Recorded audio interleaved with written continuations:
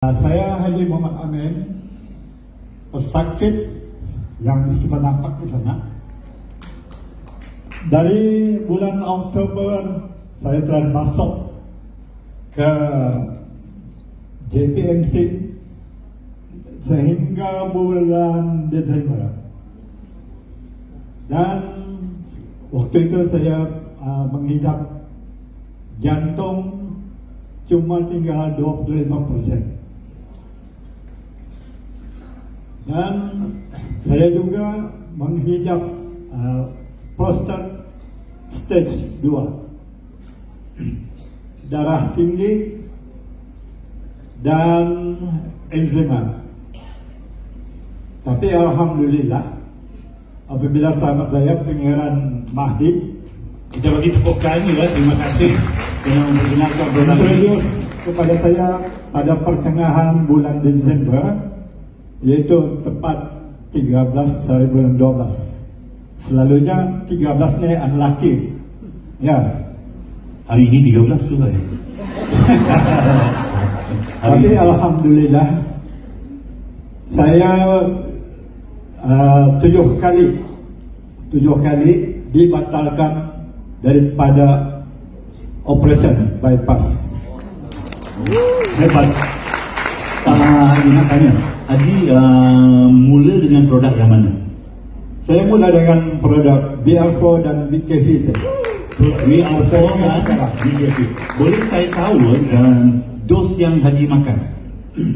Pada mulanya sahabat saya Pangeran suggest 5 pagi, 5 petang. 5 pagi, 5 petang ya? Okey, apa perbezaan yang Haji nampak dalam minggu pertama? Dalam minggu pertama, badan saya yang bloated. Kita tahu bloated kan? Kasut ini sudah tak muat. Seluar yang saya pakai ini sempit.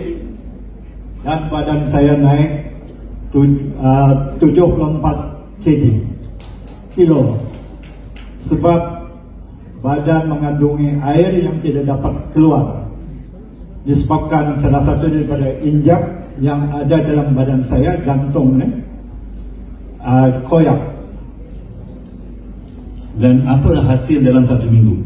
Dalam 1 minggu semua badan saya yang gemuk dengan air menjadi normal balik. Dalam 1 minggu. Hebat.